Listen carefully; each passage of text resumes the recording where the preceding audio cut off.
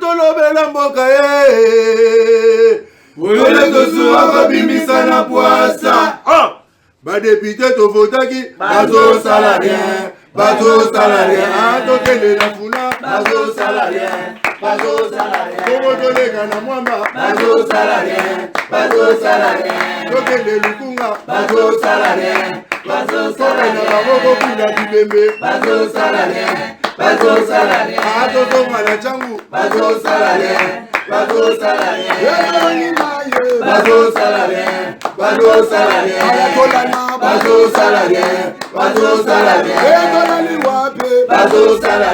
Très ravi de vous savoir nombreux. Liboso Baïtan de Ikenabino dans toute le 24 communes, il y a ville province, il y a Kinshasa et puis il y a 4 districts. Oeza Awa, na Ngomba Kinshasa, Lukunga, Mwamba, Tchangu et puis Funa. Merci Nabino Nyonso Bandeko Balandi. Et a une émission Bakina Balobi. Les représentés dans mon amboka Ezekiel Moudi Congo Talula, Petit Paul, Obino Benga Petit Paul, Petit Beta Bilok, dans le Ndengega ya Tata, na Makasi ya Tata et puis ne Saleli ya Tata, Ndemona Okota Abeta Biloko. Merci. Na confiance au accordara na biso, merci na confiance au boutique kakate bozala rawana et puis bo déranger na biso bamsu babanda déjà kokoma mais bo bandi te siko poani to bandi pour comprendre courant na mboka o ezara nde bino boyebi il faut parfois koluka carburant tout consort mais to bandi émission na biso bakina balobi na présentation eza bino mona mboka Ezekiel Moudi Congo na utikolo ba Petit Paul lelo to kolobela makambo moi ebele to budget à francophonie eza déjà awa donc etika une semaine ya pamba pour G à francophonie banda ça dure vendredi prochain, j'ai la francophonie et Kobandana, République démocratique de la RDC, en fait, République démocratique du Congo, la capitale Nango Ezali, Kinshasa. Est-ce que c'est un moment opportun pour RDC organiser j'ai la francophonie? Bon, on va la thématique na biso penza te mais robeta bilo comme qui est kaka na j'ai la francophonie et puis to robela likambo etali ba jeunesse ya lelo baza sacrifié ou baza inconsciente. Biso na binoto yebi très bien ndenge makambozo le kanamboka biso ba jeune bilingue parfois toujours alaka on peut utiliser on peut manipuler un peu makambozo le kebele toza inconscient na makambuto sala ou bien toza sacrifié donc bato ba le kava biso nde ba teka biso déjà donc biso to subir kaka voilà des sujets to kobete la biloko lelo mais avant tokota na vif ya sujet na biso pour permettre nga na mekana nous koloba mukie likambo etali gestion ya commune ya Matete commune ya Matete o boyebi na kotanga komba bourgmestre te pour na ko sala publicité na la télévision donc commune yo eza exposé na ba catastrophe pas possible en sécurité na commune ya Matete to lobi to zolobela lisusu ezosi la te bourgmestre il semblerait que pour ba bengi biso babi bourgmestre akoma ko welela ba taxe ou ya ba wenze c'est-à-dire maman moko azala ba marché pirate wana je crois ba maman ba ya koteka wana moi mipanza banzela donc ils en a maman moko azala charger na yango des abonnements ba tchaka mo ba ticket na bango soki ba 500 300 000 francs quelque chose du genre maman nande azora mbongo wana est-ce que tango azora mbongo soki pe ba yoka na biete na bourgmestre nde comment so bourgmestre na bureau na ye ba bengani ba maman ba teka wana ba teka te donc bana na bango ba kufa nzala po bourgmestre alingi te bango ba teka ba bengani bango ba teka te soki bourgmestre ya Matete akangi bureau na ya zongi nde ba maman na ba yo koteka bilingeza kuna awa kuto anelanga ma balobi na Matete soko tali ba place ba maika e mamiki wana catastrophique alors soki to meki to tuna gestion ya bourgmestre ya commune na Matete surtout bito tuna gestion na ye akoyebisa biso nini parce que commune oyo apparemment c'est comme si ça commune moko bourgmestre azala avandi alia na elar a consommer no ya lingi donc ye mambo commune etali ete soki wela ticket wala nde toyoki ngana ba mambo ngana na mi kanisa te mambo ba yebisi ngai na batu ya Matete ba bourgmestre yeka wela ba ticket na ba mama ba wenze ko panza batu ya mo place mo boye ko favoriser mambo mabe moi ebele wala nde ba yebisi biso donc plus de précision na surtout ko la semaine ezo banda na moko ba notable ya commune na Matete Kelvin Zalampangi to koza vraiment na plateau spécial na ye to ko meka ko solo na ye a expliquer biso qu'est-ce qui se passe réellement na commune ya Matete est-ce que gestion ya bourgmestre ya commune na Matete ezaka ndenge tozo ka mbilinga lelo voilà to koza la Kelvin semaine prochaine to ko sala effort alors en passant pe ba bien mbilinga na beaucoup na gouvernement provincial ya Kinshasa qu'est-ce qui se passe Godien Poya a été destitué Voilà, tu yebi aza sous président de l'Assemblée provinciale. Mais apparemment, le roi Ngobila Gentini, le suprême, le gouverneur de la province, n'a vice-gouverneur, qu'est-ce qui se passe réellement dans l'Assemblée, soit dans le gouvernement provincial, il y a Kinshasa. Et la thématique, il y a biso théma. Na fongolai kama parenthèse na kangi. Tous en Ndeko Marlon, Ndeko Marlon Mpoyi, Aza, il y a UDPS, parti au pouvoir dans le parti présidentiel. Tout le monde a ignoré ça. Bon, on peut pas dans le pouvoir. Baza baliété. Ndeko Marlon, bonjour. Bonjour, moi Namboka Ezekiel. Une invitation au Pisibiso Lelo. Tout le monde ko lobby là-bas Congomani. Makambo Mokonzamoka Kosala. Mais Yambo était na banda. Tu connais plus d'abord. Merci na moi Namboka Augustin Kabouya on a bengi le roi Salomon. Wa ko gérer parti na biso lolenge lobande lolenge ta parti politique ekotambola. Parce que nous avons vu que notre secrétaire général Augustin Kabouya a aligné les candidats presque à niveau nyonso. Il y a une photo là quand même. Et puis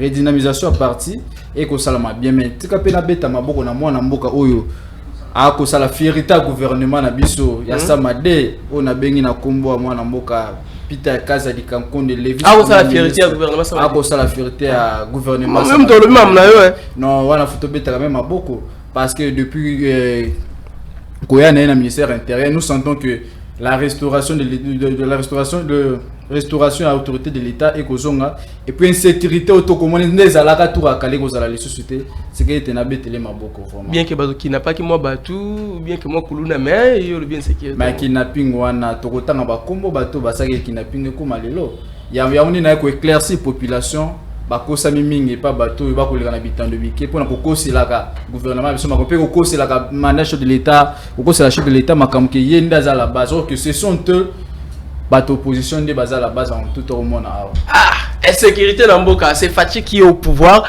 c'est l'UDPS qui est au pouvoir, c'est l'Union sacrée qui dirige le pays, mais bon, pour savoir créer insécurité. Ça, je trouve ça un peu louche. Il va te faire la téléphone, bon, on biloko. Ndeko Enok Dinanga Kalala, ata Enok Kalala Dinanga, bon, yundi marade la boni. Bien, merci Ndeko Ezekiel. Merci de l'invitation. Une fois de plus, il y a pour recevoir sur notre plateau nayo. Mbote na yo, mbote na ndeko, yo to partir na plateau ensemble. Mbote ba Congolais nyonso ba ozwali baku ya kota la biso na tongo ya lelo.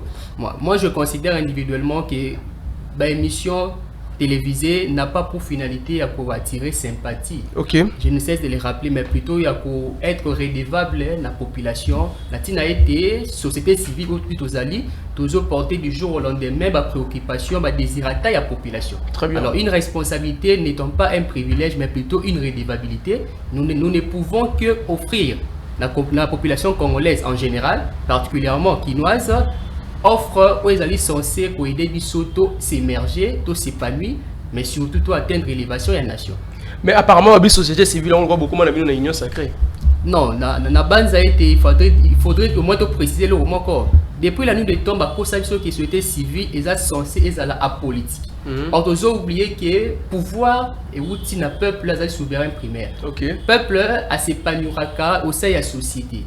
Et société on est censé dans la paix engagée par des personnes censées pour porter des désirata na bango. C'est bisonne société civile n'est au pesaka na ba politique entre guillemets ba parti politique na ba politique pour na base à la représentant il y a peuple oyo. Il y a un monde qui est tantina oyo biso société civile donc compétir dans l'élection à niveau nyonso sauf à niveau présidentiel. Parce que pas ni à niveau présidentiel, boutique à mon quantum boulot. Non. Vous savez, changement est un processus. Société civile, à travers Vieux Christopher Ngoïmoutamba, le coordonnateur général autour qui doit ensemble, tout monter qui l'Alliance des forces sociales, c'est-à-dire une méga plateforme électorale où ils ont regroupé la structure de la société civile censée compétir dans l'élection. En telle enseigne que tout hommes c'est le peuple. Pouvoir naïe, tout c'est le peuple. Souveraineté naïe, tout c'est le peuple. C'est-à-dire Bokondi, Oyo Yaye. Parce que la politique, après pratiquement 3 cycles électoraux, va produire rendement sur le terrain. Insécurité zali, courant passi, maï passi, même yakolia passi. Or, la sanité n'est pas envoyer l'enfant à l'école constitue une infraction dans le chef et les parents. D'où l'article 131, il y a loi l'espèce 2009 portant protection de l'enfant stupide, ni encore dispose, allais-je dire, que tout celui ou celle qui n'envoie pas l'envoi à l'école est punissable d'une infraction d'amende. L'amende va de plus de 500 000 francs congolais. C'est à lire l'article 131 à la loi 2009. Je pense que nous devrions voir comment aider la population et reprendre souveraineté pour que tout émerge. 63 ans après, il faudrait tout ça, non c'est clarification, mais plutôt un épanouissement. Très bien. On a la société civile à Beti Biloko, UDPS à Beti Biloko, Biloko Beta Minanenge encore Beta Mato, Rosapena Mwanamboka Michel Nzinga, au père Rosana Bisso Longo, donc Beta Biloko calmement. Mais à tout manière, on est comme Marlon. 9e jeu à francophonie, quoi les abiscuits, 9e jeu à francophonie, et ce banda dans presque 6 jours, pour ne pas dire 7 pour les autres déjà samedi et banda vendredi. Est-ce que, bon, tout le monde passé ça à qui, bino besoin de pouvoir, ils qui vraiment moment opportun pour nous organiser jeu à francophonie awa na République démocratique du Congo. Merci beaucoup mon amboka Ezekiel na mutuna na malamu kutuna ngame ya moite na zonga kuna nako kota moi mukeli sur la société civile parce qu'il se soit sur la société civile et beba nango déjà oyo tomona bande ko filimbi bande ko lucha ba bibisa ngo bakoma na bango ba politiciens ou les bazons kota peuple mais oyo biso to ebieza mwana mboka oyo akosala fierté à jeunesse na mboka azama a politique mwana mboka Nathanaël Atibu o azali président ya conseil national de la jeunesse wakotambola toujours na vision à jeunesse mba Congo na biso na motu no tuninga pona koyeba soki j'ai francophonie ko ça mais voilà ce n'est pas une question à nous poser parce que notre pays a besoin du développement. Okay. Notre pays a besoin et banape bisika nyonso. Mais ceux qui t'organisent, c'est pour avoir avantage nabiso parce qu'il y aura des investisseurs qui viendront. Donc on organise la francophonie ba investisseurs ba oya. Il y aura des bazala des peuples musu ba ko bakisa ma déjà. Ils viendront pas non à place au sala qui boito to investir parce que ce n'est pas facile. Il y a organiser to ya 48 pays en mboka mobimba. Et ce n'est pas facile. D'abord, je remercie les chefs de l'État pour l'initiative. Et puis, Nassama Lukonde, on a makambo ko perception na mboka na biso. Pour moi, c'est le moment. Il y a tout tombo la pe béné la mboka yo kana pe libanda. Parce que pendant les battants l'année passée, mboka na biso e banakité.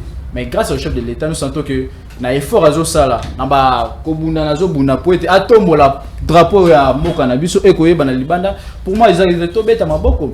To applaudi pe to appuyer pe idée ngo et que les petits na suka ndezo banda vendredi na ko senga na peuple nyo spina jeunesse bobimba ba soutenir ja francophonie parce que sur réussir et ko za la na d'autres questions mi balé parce que boza na pouvoir permettre ngai est-ce que bo silisi misala nyo soit le président de la République. Bon, parce que c'est lui qui est le suprême en fait. Oui.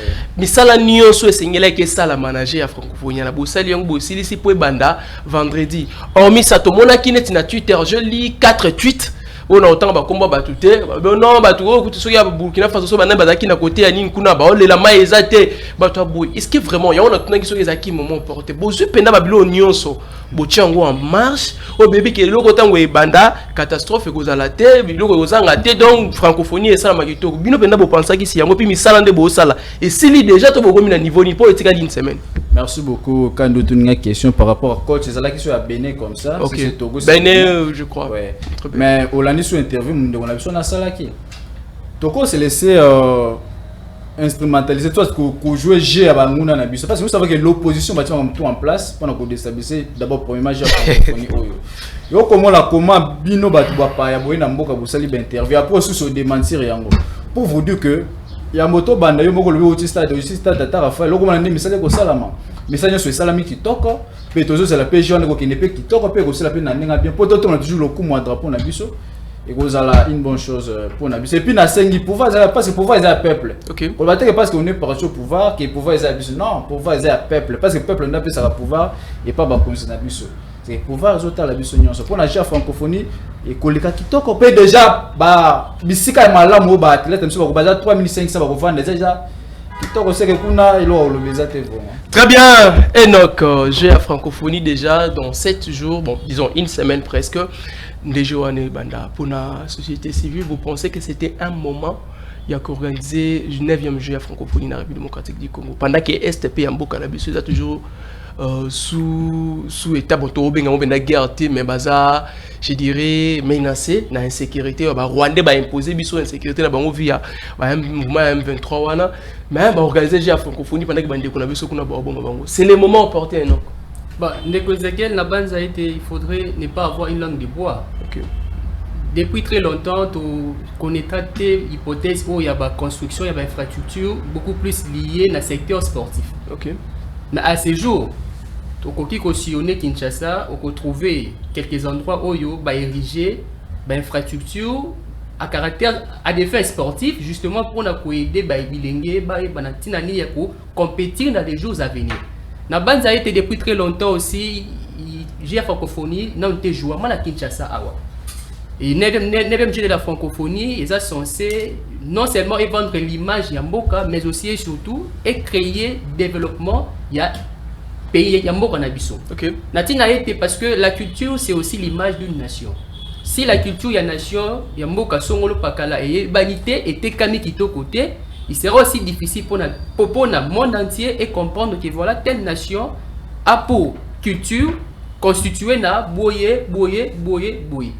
N'apprécier parce que rendre un peu inclusive participation dans quel sens que tout Congolais de partout où se trouver à la Libana Yamboka a la possibilité à cause de Kinshasa de solliciter la fédération quelconque pour intégrer parce que dans tous les cas nous devrions vendre l'image très positive il y a nation congolaise. Puisque au-delà, il y a insécurité dans l'Est, au-delà, il y a insécurité dans Kwamutu, au-delà, il y a insécurité dans d'autres recoins et quoi il y a pays, nous devrions aussi essayer de vendre que malgré les anicroches vitales que les RDC fait face, les RDC est un État qui du reste, non seulement a accueillant, mais aussi et surtout a peine à la valeur, a peine à la culture, au yé avant Dakar.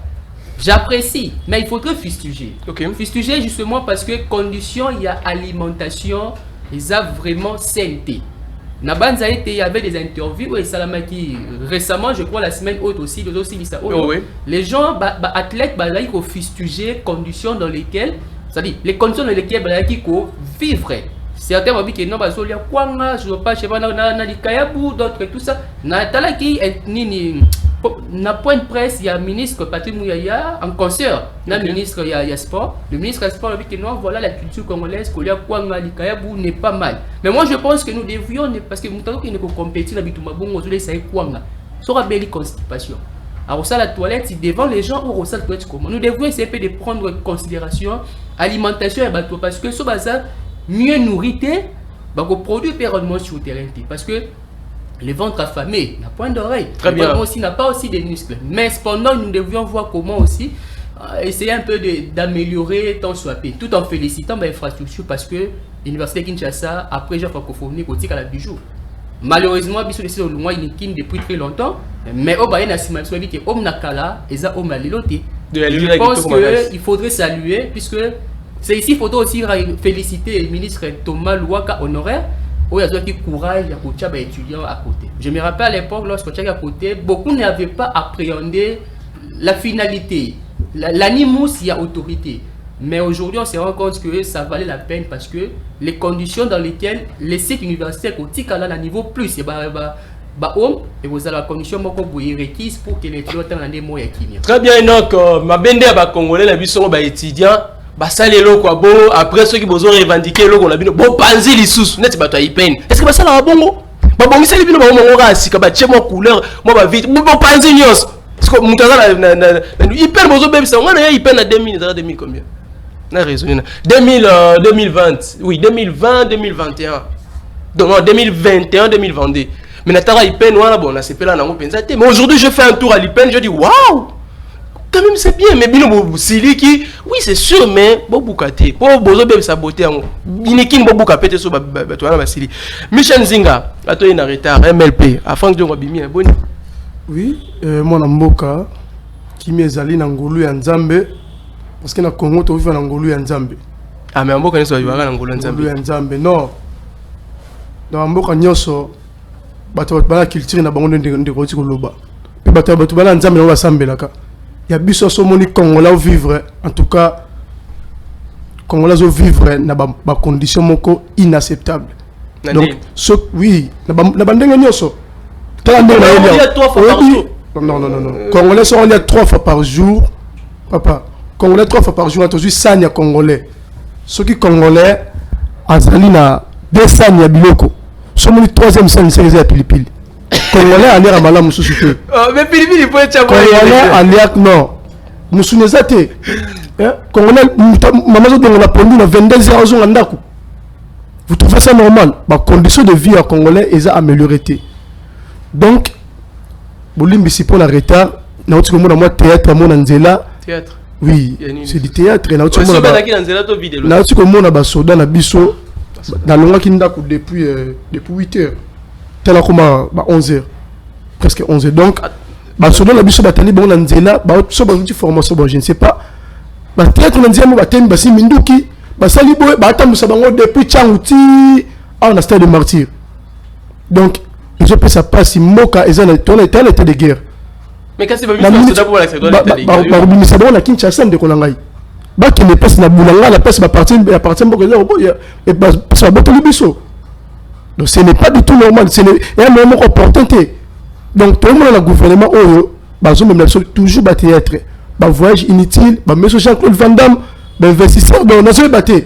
Donc on a sur le banc qui est investisseur, surtout sali francophonie. Bon, chef de l'État sali, même comme investisseur. Tout n'est. Merci. Francophonie vendredi. Michel, les élo comme Malamou, toi encouragé pour toujours vendre image à Malamou Yambo Cannabis, surtout Michel Rolobani.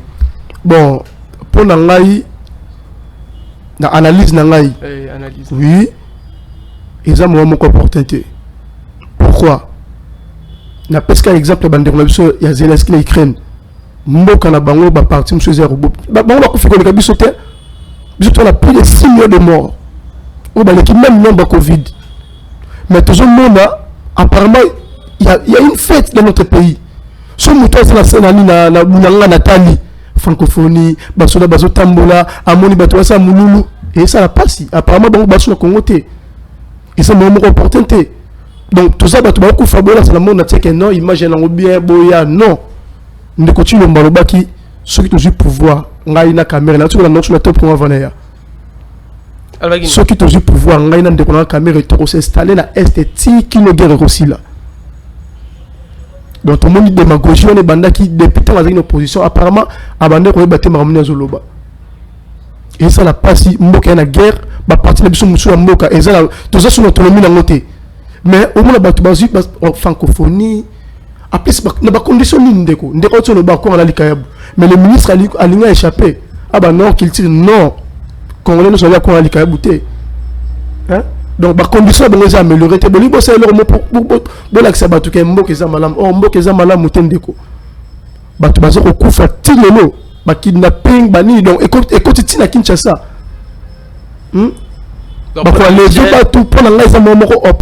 donc c'est du théâtre s'il vous plaît monsieur le chef de l'État Ndeko Chilombo. Ah là c'est plus le chef de l'État. Oui, chef de l'État Ndeko Chilombo résoudre la crise alimentaire ba imboka Congo pour vivre bien les deux est insécurité mais nous moment opportun pour la tout ça la fête le roi francophonie ba nini tout ka image mboka bo ba voyage no salaki ndeko tiko lo ba ke francophonie ko vendre image mboka pour les investisseurs mais non les investisseurs baba zo baté la musique zo mona investisseur ya ba otendeko pour la francophonie mai ya malonga te courant ya malonga te insécurité na mboka tu penses qu'un investisseur oya tout d'abord le chef de l'État Ndeko Chilombo il devait d'abord commencer à résoudre le côté wana il y a un moment opportunité donc biso congolais tout coup tout le monde a stade de Mathieu fête il y a on a interpellé ba jeune tout ça la conscience c'est pas dit que bon la maximum truc qui n'est pas conscient la famille va faire mais tout ça la conscience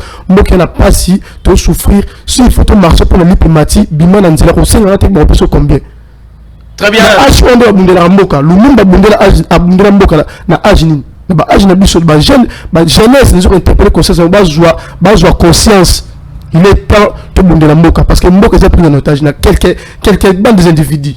Merci Michel.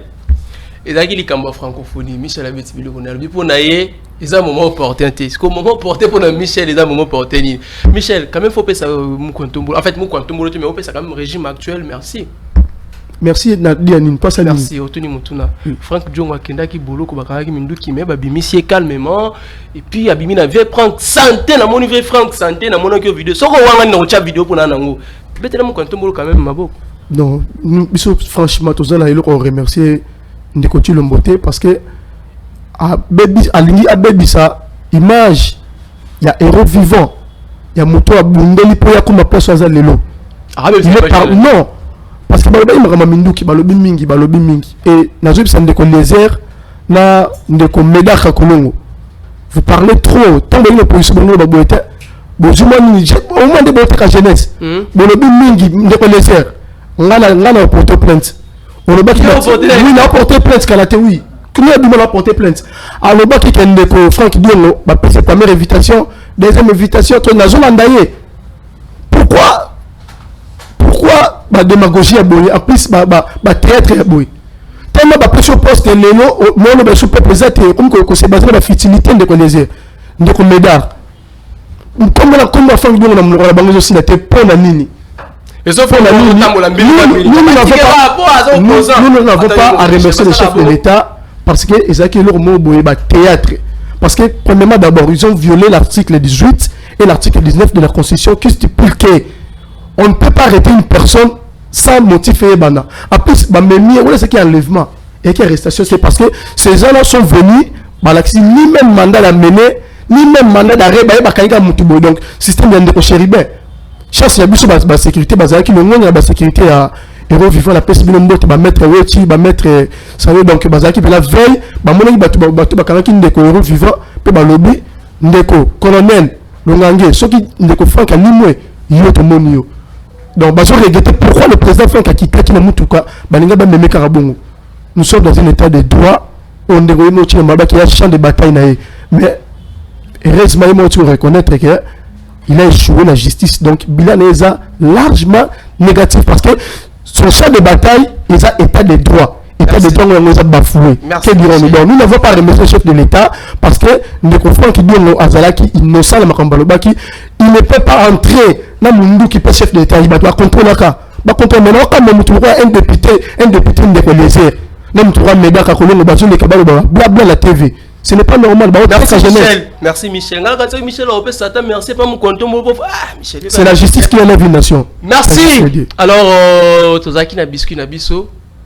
Mais tu peux savoir que tu m'as biscuit sur qui qui est en Canada hier. Tu vas t'opposition bah hier retard. Sauf tu m'as dit que ma bébé. On va dire maraté ou opposition. Bandi maraté. Sauf tu m'as dit que ma bébé transport d'agi passi. Mais bah tu ignores sacré ou toi bah ta mon société civile on a naître. À comment qui avant depuis 8h 9h. Depuis 9h comment il déjà. Mais autour dans mon opposition on va dire ma bébé transport. Bah on va hier retard pour quoi c'est la mboka ma bébé. Bruno Mimbenga, nouvel élan parti cher ya moi Namboka. Adolphe Mozito, la bon Mikola a remplacé Kabila pour un peu silencieux à Zolobate. Bonne.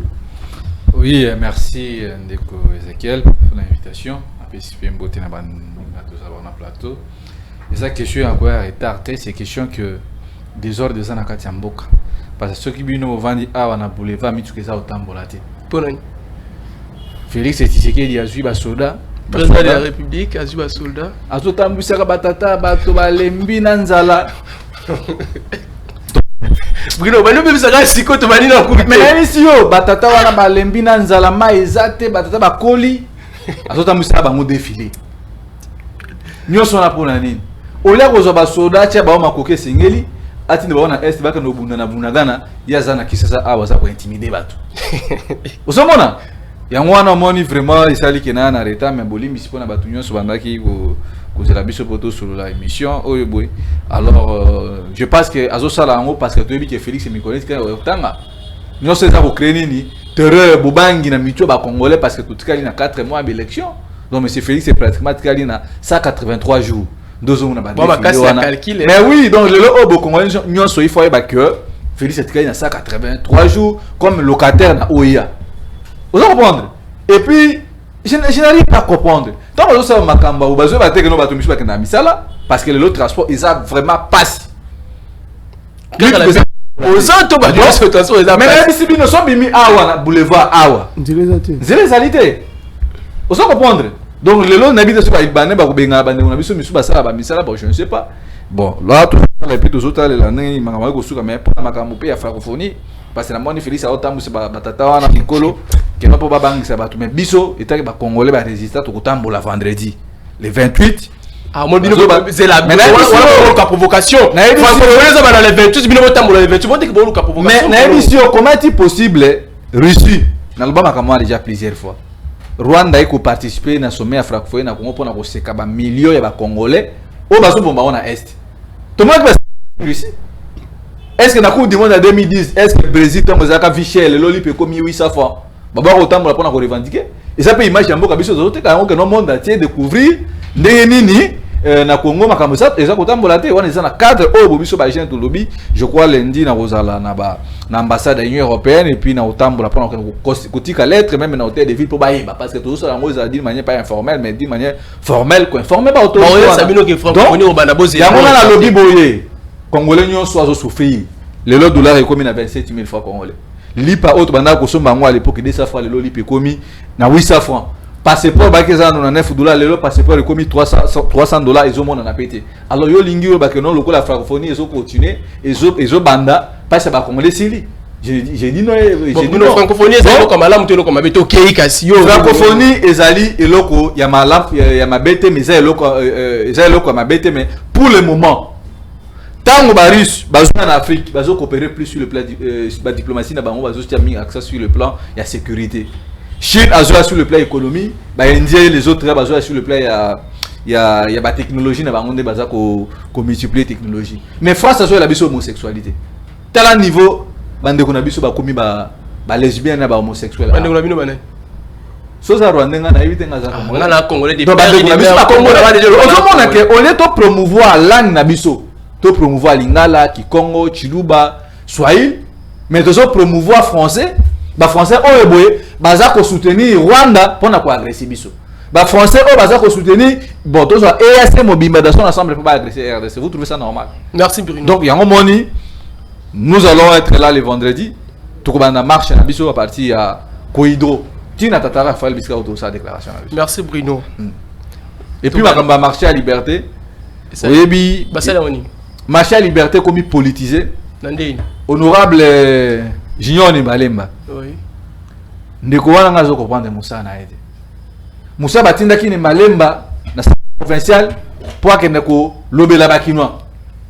Le o bana masina na bakinois lobela ba Rwanda taza lobela ka bakinois. Non, Nibalemba zo lobela non Nibalemba lobela ba masina te. Marché on a liberté batongaki yango na titre ya récompense oyo boye na 97. Tant bana masina bakangi ba Rwandais.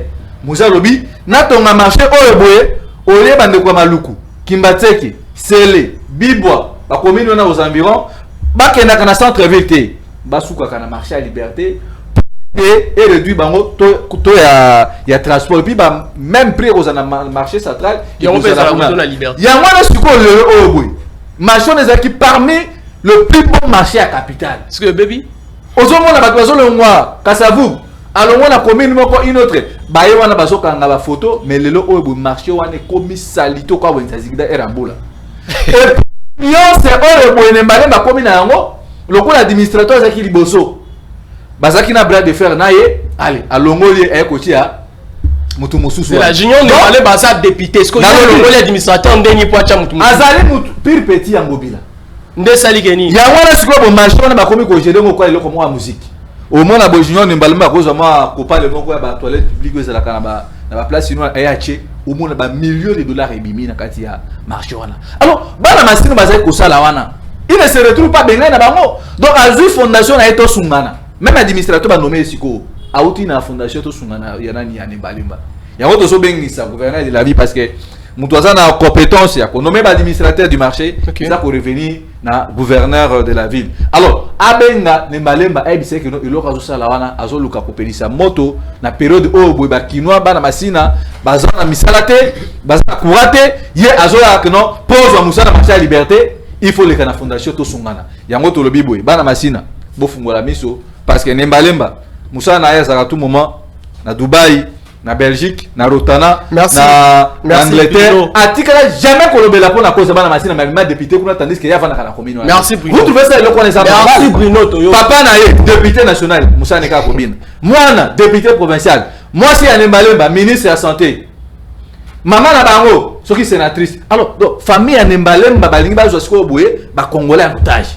Yango to so bengi sabana masina, ba fungola miso parce que lituana to continue yango jusqu'à ce que tout le monde a clair na marché pour boye ezaki merci Bruno. Vous allez contre Nembalemba. Moi je suis pas contre Nembalemba. Moi nous parlons pour le code de Massina, ngaza moi na Massina. Très bien, moi na Massina. Na courir avant na kuna na poto, ce que ça prend la palestine. Aïe. Nini alors biso sikoto se revendre. Merci Bruno. Nous sommes na kenon nazo féliciter bande ko tu ya jugu. Moi les députés à Kala on ba essayer bango na boza isu na droit ko ya awate. Oh bah bêta qui député bazokisi. Yo se pende bazokisi muninga. Mais si on ça musa mabe siko peuple. Ya au moins le peuple a toujours mokonzi. Parce que yé muto pesa ki yé muto ça nini a retirer confiance. Il fallait que ba benga ba bêta. Merci Bruno. Donc il a pas besoin de na bana masina vigilance parce que marché on a lilo to ken awa. Pourquoi on appelle mon comme Osubo Nembalemba comme les master balibanais. Bah côté que la libanais marche. Merci Bruno, voilà te lobby. Allez, tu bandis que émission. Ouais, ça qui biscuit tu bandis émission. À Omega Bazola, bimisé la sujet. Il y a biso thématique au lobby la lilo et bana voilà. Bon, tiens ce sujet, j'allais dire est-ce que jeunesse il y a lilo ils a sacrifié ou inconsciente. Tout ça bilingue, tout le monde a réalité on beau que les autres traversé. Réalité mboke bandara ko traverser et puis to linga to songer to meka ko yeba lobby on a lobby ba ça to que jeunesse espoir lobby tété ngala boya maman jeunesse abandi lelo espoir lelo ti ok alors to ngito yeba est-ce que jeunesse ya lelo eza sacrifié ou inconsciente. Sacrifié c'est-à-dire bato baleka ka avant biso bango ba bomela ka biso déjà. Oh photo sala lelo, oh photo lia lelo to lata lelo, photo sala lelo, to bango batute eza biso moko ba jeune lelo, tozo vivre na inconscience. C'est-à-dire que tozo mona neti tozo mona te, tozo yeba neti tozo yeba te, tozo kende neti tozo yeba bisika to kende te. Ndé thématique na biso lelo mais avant to banda na opesa ba papier, ba loba trop ba tozo mono, Michel zo papier. Abi avant to banda thématique na tozo zo papier, photo to beta bilo ah, wana Bruno, Michel Marlon et puis Enoch. Ceux qui moninga zoloba, pardon tolérance ces là ceux qui moninga zoloba, aux ala bic au commis. Comme ça, on a appelé sa parole. Au lobby tobani na Marlon, jeunesse ya lelo. Nandengo zotali lango, nandengo maramozo kende pona yo, osomona bango ndenge nini. Merci beaucoup moi na mboka Ezekiel ya mboite na banda na kosinga parce que bandi on a biso ba Louis Makasi. Peut-être que quelques minutes à répondre. Ok, quelques minutes à répondre. Merci beaucoup pour nous sécuriser. Dès qu'on a un MLP à Yawa, alors, mais qui a été le mot, alors bien malam président. Mais à la bande, nous allons MLP à Yawa, Nazela qui n'a pas tabé tata maboko. En tout cas, chef de l'État fait ce qui est de salim malam, d'autres liberté, fait ce qui est de salim malam. Le président a besoin de bimia konda qui m'a bimina santé. Ah, konda qui a bimina santé. Ndenge de président a biso malgré ma base salaki ma bimi à la liberté pour nous peut circuler. Mais tant on a comment on ndeko nanga za jeune akotambola sima muto azoteka jeunesse na ye ezo salanga pasi makasi parce que ngana ba ki Frank Djongo auto ando benga héros vivant baza so héros vivant te Frank Djongo a perdu sa vie. Frank Djongo a perdu objectif nazaraki na a perdu mon ndenge nini quoi ça vivant c'est un héros. Comment un grand leader comme grand leader du mouvement MLP il dépasse papa est un dans la MLP OK ko sali na ndeko na biso Katumbi otobi mabebe le Katumbi asali mais ça là qui n'a pas mais il fallait quand même habiter là quand même chef de l'état ma boise même attend reconnaissant parce que j'avais vu les images même Koko na bien maman Koko maman Koko na biso maman ya Frank Djongo asalaki mais tout n'est pas politisé. Comment vous mis sa maman na biso to ko benga Koko bandi ko tena TV loba mais le lopa bimi fa beta même maboko parce que n'est pas kala depuis comment ba Frank Djongo a umila la prison mais ko tiba makila to maman ne le kaka mais le lo quand même côté moi micro le lo a kokonda la moni via bimi santé munene malgré ba mindu ba lota na bango na ngo sans document mais ko lakisa ke on dirait surtout mobimba Moïse Katumbi Moïse Katumbi azo finance bona Samuel Skadel pe na munduki tuni pende on a biso Frank Djongo pe na munduki la ke peuple attends bazo sécuriser pe baza pe en danger parce que ko la mbon mata petit tata zumuto alimo ne pas ki il auto ko benga bande on a so zoto na pe na Frank Djongo ça la pe mayele leader na bino ba kaza héros vivant azana peuple azana population ba otana mindoki faut me tourner la question pour la sécurité n'est quand même ça ne papa est tu sais que d'une opposition si bakanga tala moi ata moi meli et ça l'a raté mais comment de connaître Franck Djongo to benga papa héros vivant de la montagne minduku pe rola un bon matin pe masasi de rolanga luka côté à soit du bon côté de l'histoire ah doit y union sacrée na bengi na za côté à l'histoire parce que les lots assistant on a bien c'est de quoi j'ai démissionné na chaîne très bien ok dès qu'on a vu ça le mais la vidéo présenté parti na il y a ça nouvelle élan il y a Adolphe Mozito azolo bakitoko mais côté la squaza place à mabe nandeni en tout cas tozine de kona biso Mozito oyo to benga fomo pa parce que na tangi na bandu na tangi na émission Kinzambi soko yeba yango ata na émission Kinzambi mais na tiki na bandu banda ko ebele mais kota le ndeko na nga ko lobela ndeko na biso Mozito o alobaka ya ko paralyser mboka o ya ko mettre en sécurité ba kidnapping to mona ya ko mettre en sécurité mais nous avons des vidéos ndeko na biso Mozito ko lobaka toko paralyser mo ata ba investisseur mo ta ko investir na mboko to sana yango mais comment les lenge ko kende bisi ko défendre muto bongo ko sala nga pasi ya la mona que vraiment jeunesse à Congo et belé baza ba inconscient parce que comment yoza un grand leader ndoza boya pe moi na masina il a des objectifs à atteindre azo le peut ba to simana e abo kende permet la leader o alobaka ko paralyser mboka o yo pe oza pe sous congolais na mboka ngo et ça me fait mal au cœur. Très bien. Jeunesse. La cause na pour la yango bando ça pour la répondre. Oui, on la répondre té. Même à ta place Franck Djongo à cause la bête maboké. En tout cas Marlo azongi singa nzela. Très bien. Pour la colère la comment jeunesse monsieur ça le thème est que la jeunesse alléluia sacrifié. Mais je vous dis avec nos leaders aujourd'hui opposition parce que la RDC n'a pas vraiment l'opposition. Là on doit se dire clair. Parce que comment 4 leaders ou 5 leaders va se réunir pour n'avoir mobilisé 100 personnes ou 50 personnes. Au chez moi en Alima, je suis quand même de 1000 personnes. Ngamoko sans fanas avec fort. Yo mo 1000 personnes. 1000 personnes. Bah ouais, c'est combien? Bah 100 personnes. Donc on va citer na ba sala liboso ni 100 personnes. Jeunesse ko be bandenge nini. Zaka ndenge bandeko na nga bavandia. Baza mayele. Baza na bonya na mitu na bango.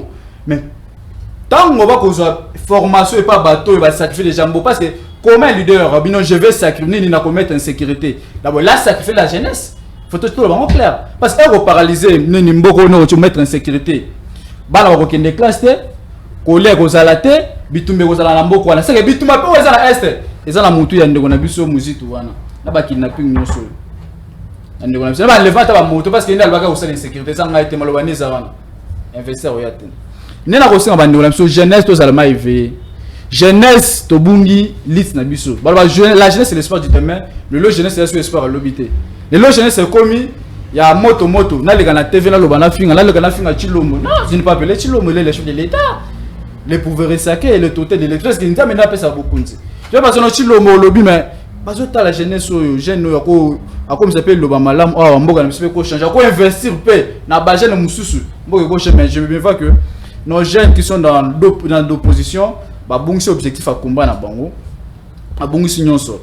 Ya mona ko profiter na pesa mbote na Conseil national de la jeunesse au Cameroun na maboko ya mwana mboka Nathaniel Latibu otomona ki asala ki déplacement na ba province pour la kende côté à cohésion nationale o bango opposition ba côté à biso tribalisme mais quand vous enseignez tribalisme ba parti politique na bino bozo poser kaka jeunesse parce que biso net au remplacer ba kuluta mission na lobby quand bozo prêcher tribalisme na kati na bino bozo prêcher division. Mais comment yo un jeune vous allez permettre la leader d'abord ils ont prêché division et puis tu passes à la télé tu vas nous défendre et c'est moi ça me fait mal tout le monde là qui m'a lamboka Nathaniel Latibu was président conseil de la jeunesse akenda ki bisika tout akenda ki katanga loi là batangani pour la protéger la jeunesse tout le monde l'esprit ya tribalisme parce que wana za le moko mutu ya ndeko Ezekiel parce que le tout le monde tribalisme no waza mu Congo muluba biso pe ba jeune to développer. De mon tribalisme n'est pas pour ma jeunesse. Oui, tribalisme c'est pour ma jeunesse. Non, peut-être que jeune il y a Kwango, il y a jeune il y a Ituri, moi tout ça mais ce n'est pas ça. Et ça les se passe, bande on a vu sur ba leader on a vu sur ba politiser ango, ba jeune absolument baza ba ko beba, ba éviter ndebo vision na bango ebungi. Donc on va sacrifier la leader. Ils sont sacrifiés par leurs leaders. Hey, très bien. Quand tout le monde avait dit ils sont sacrifiés par leurs leaders. Parce que Mouto c'est un héros vivant, Franck Djongo. Oyo a oumela la prison à Bimi, à Betela Mukoza Boka Maboko. Pour l'intérêt privé, à sacrifier les jeunes à Bisso Bavandia. Très bien, Marlon. Satanda, ma ministre, ma DG, vu que le peuple a pour la Mouto à Zaneposa, Bachete, sacrifier non on a la opposition pour la sacrifier jeunesse mais ça n'a pas c'est ne écoute nouvelle là moi écoute le bezate parce que sécurité le loza ba mboka na biso eza leader na yé muzito merci ba kidnapping au pays c'est que ça peut muzito né à salir en plus merci Marlon mais bino boto bo diriger ceux qui muzito azana armée té muzito azana ninité c'est vous qui dirigez c'est-à-dire que bino ndé bona ba stratégie nyonso bo rejeter faute c'est muzito c'est stratégie à mosika na loba place stratégie on est biso to remis au sala non batia ba kidnapping biso to longoli batia insécurité biso to démanteler très bien allez je prends Enoch jeunesse ya lelo ils ont sacrifié ou inconsciente. Voilà, merci Ndeko Ezekiel. Sidération, hein? Sidération. Sur un plateau télévisé, Congola total abisso, mais on s'est permis de fois la Koya et tenir des propos où ils ont sorti dans le contexte en lieu et place que toi édifier ceux sur qui confiance à lui porter. Ok. Mais toujours plutôt né à Koluka pour distraire Bango. La plupart des jeunes, départ c'est mon thématique. On se rend compte que la plupart des jeunes, parce que pour adopter un système, il y a qu'à réfléchir par délestage. Et c'est courant Kinshasa, tonton Kinshasa, à un escalier, courir qui ah comment vous courez délestage. Dit aux autres réfléchir par procuration. 63 ans après, ok. Je pose un postulat. La jeunesse, c'est l'avenir. Nelo koto cultivant depuis tous ces temps. Bon, on va maintenant la jeunesse, c'est l'avenir. On a jeunesse, espoir à l'élo, lobby to. La raison pour laquelle je vous apprécie beaucoup. Pour la nini parce qu'il faudrait tout ça la rupture, la compréhension. Ok. Dès lors que déjà la sémantique est posé problème, il serait difficile pour la biseau élucider. Méandre pour nous proposer ma perspective à venir. Nous devrions déjà nous débarrasser de Namutu qui est la jeunesse. Espoir à lobby. N'est que l'avenir. La jeunesse c'est aussi les présents d'une nation. Oui. J'ai entendu les frères à lobby, voilà. Il y a eu violation, il y a loi. Un toilettage rapide. Ok. La loi n'est stupide pas, la loi dispose. C'est la convention ou les contrats qui sont stupides parce que ce sont les volontés des partis. La Kangiri, toilettage, Jouana. N'a aucune nouvelle là, lobby, voilà, il faudrait marcher la masse, s'occuper devant, Peter Raphaël. J'apprécie l'initiative. C'est une voix, il y a expression, il y a population. Mais avec quelle finalité? C'est ce qui doit nous intéresser. Oui, Tobimi na Banda. Oui, ton marché. Pour quelle fin? Parce qu'un groupe de gens ne trouvant pas l'intérêt satisfait, intérêt purement mesquin et politique, Tobima parce que toi accompagnes Bamou. D'où la jeunesse a été utilisée comme étant comme un marche-pied. De qui? De nos aïeux, de nos aînés. J'en veux. Nabakulutu et belé au balekabiso. Parce que ça est fort et à Kolaksabiso Nzela.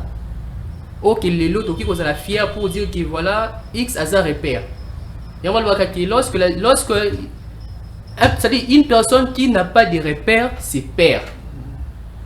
Mais lorsqu'on ne trouve pas de repères, il faut alors devenir repère pour les autres. D'où il faudrait rupture, changement et narratif. Devant on a le changement narratif. C'est-à-dire,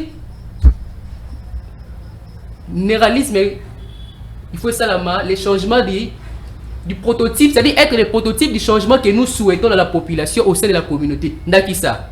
Pour le but que jeunesse, ils ont plus adapté, n'a pas distraction.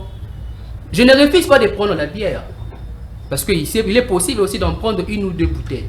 Mais il ne faudrait pas prendre la bière avec pour finalité, il y a pour se retrouver dans l'abus. Vice, maman et Moko. Je ne refuse pas aussi que la jeunesse peut aussi prendre le temps de se divertir. Mais divertissement est la tête qui est une routine pour Nayo. Non. Dès lors déjà que tozo botolibana, ma bibliothèque, na ba école, na ba université, to pesi bango, ba place ya ko mela moi bière, ba place où ya ko sala moi débauche. Tozo attendre nini? Tozo attendre que lobby machete simbama. Parce que mutaye koli moi likofi, ay koli moi karaté, azali moi koli abimia bunda. à Botola. D'où moi j'apprécie la gratuité. Pourquoi? Parce que la gratuité est pour répondre à un problème social. C'est-à-dire que bon, vous avez mais pas la bataille là-bas. Non, pour moi, conditionnalité est bien. Il faut que vous ça. Mais les soucis, les soucis, moi, je apprécier. Parce que dès lors qu'ils ont investir dans la jeunesse, les lots, le lobby et qu'on poser problème. Très bien, Enoch. Il faudrait aussi qu'on précise le mot. Jeunesse est inconsciente ou sacrifiée. Moi, je pense que la responsabilité est beaucoup plus endossée dans Bakoulout. Bakoulout qui ça? Neti Koulout naï. Les matchs chez moi parce que dans un cas trop subjectif. Moi, j'aime bien Koulout. Il faut dire Bakoulout on a Adolphe Mozito, Jean-Pierre Bemba, c'est la Koulout Kabila, Katolo Bata Kabila, Tokene Tinani, Moïse Katumbi. Bon, Katumbi, to super matata maintenant Fayulu, matata Ponyo, na docteur Mukunga, Mikono Zoka na Koulout. Omoni, bango nyonso wana, baza batu. Bakolega. Les mal parce que ton médecin n'a pas la politique tablée sur les individus. Tout le bel rabat. Non. Moi je pense qu'il faut plutôt réfléchir sur des idées. Tout le monde dit que parce que comment les 7 dénominateurs communs aux unis ou la société civile. Ok. Bande ko MLP, bande ko ya fumu pa na bande ko na biso ya UDPS. OK. So ils connaissent les alités. Qu'est-ce qui pourrait encore nous aider à se rassembler? Exact. Dakissa, quelqu'un s'est dit voilà, je suis leader. Yo leader parce que dans un bon. Et donc chuter. S'il faut chuter, c'est que la jeunesse congolaise n'est pas sacrifiée, et partiellement sacrifiée, et partiellement aussi inconsciente. Sacrifiée pourquoi? Parce que les offres politiques beaucoup plus proposées jadis ne répondaient pas à besoin de la population, moins encore à besoin de la jeunesse, parce que cette dernière, la jeunesse, n'était pas épanouie ou n'est pas encore épanouie. Inconsciente partiellement pourquoi? Parce que tu acceptes qu'on se fait monnayer par des billets de banque, devises ou francs congolais pour nous apporter notre dévolu. Il y a 5 ans, nous avons un individu au bazar ni aucune offre politique. Raison pour laquelle moi j'appelle ou je considère que la jeunesse est le président d'une nation et elle doit s'engager maintenant pour faire le rajeunissement de la classe politique. Mais il faudrait aussi tout préparer jeunesse n'a qu'à outiller. Parce que ceux qui ont outillé jeunesse, ils vont succéder. Nabakulutu, et Zakaka au déshabillé Saint-Pierre pour nous habiller Saint-Paul. D'où il faudrait tout ça la rupture, départ, rationalité, formation intégrale à la jeunesse, mais aussi et surtout qu'offrir un cadre idéal et permettre à s'épanouir. Très bien. Michel, même question est à poser. Biso ba jeune d'ailleurs plateau de nous c'est pour za bilingi za ba jeune est-ce que ndenge tozo memela makambo nde to mona makambo ndenge tozo moni la mboka lilo biso ba jeune soit biso jeunesse ceux qui tokoki oloba toza sacrifier ou bien to vivre na inconscience to ça les locaux mais to ça les locaux le quoi to ye bien ngote mais to ça là. Merci ndeko pona mutuna le sako na pesa papa na ngai na papa la muna to papa lo sako ayebisi ngai mona na ngai batiaka soso kapita na bilanga ya loso te na pesa papa lo sako papa na ngai ayebisi ngai lo sako teki ndoki to sombi moyibi. Je voulais développer donc soso batiaka kapita ni langa ya loso batiaka soso kapita na langa ya loso te oui teki ndoki to sombi moyibi. Ils ont profondément molobi. Voilà papa on te le voilà ça lycée na pesi bande remis balé. Bon je voulais approfondir na makambo lobi ya jeunesse. Il y a eu soso. Yo soso. Ye azu ya ndo. Batiaka soso kapita na bilanga ya loso te. Très bientôt que ibeta kasi biloko. Attends on va beta biloko. Jeunesse ils ont sacrifié na banane. Oui, jeunesse est sacrifié. Pas na banane. Mais jeunesse ne sauté. Ils ont comprendre, comprendre. OK. Jeunesse est inconsciente, oui. Jeunesse peut nous sauter. Ils ont conscient, non, ça, pour réfléchir, ça, tout ça, mais ça, c'est inconsciente. Banane, on a développé. Si aujourd'hui, la jeunesse est sacrifiée, il faut tout d'abord un départ.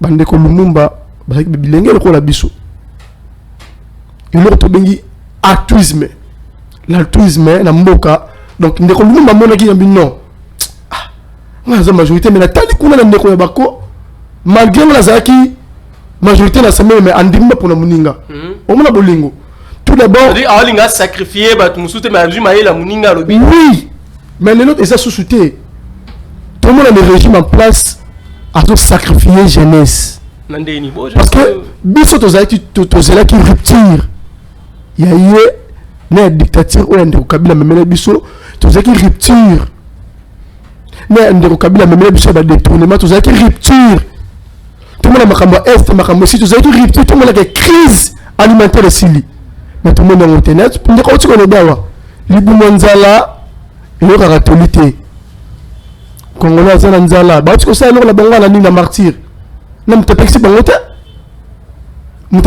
te soki babisa so nini ya innocalité à chacun dit de la innocalité sacré c'est salité parce que il y a salité sacré tant la sacré bande babita mabingi sacré babelo babingi sacré donc babengi ba imboka babengi jeunesse abika jeunesse ala lanza to bomi nzala OK to benda to pese moi 10 000 francs to pese moi to moi ki ba jeune ba répondre oui ba yebele mais ba zélité ba ba kota ba bimi ça ba suba mbongo ba tout la ba za société ba jeune tant de pas pour quelle finalité là peut biso ba dinga ba ça marche mais c'est la constitution bah ça libre ça c'est pas dit que celui nini francophonie ça libre ba ça marche parce que c'est mon nini na disposition nini donc côté on a de quoi yeba je voulais faire d'abord le toilettage na makambo de côté loba ya soni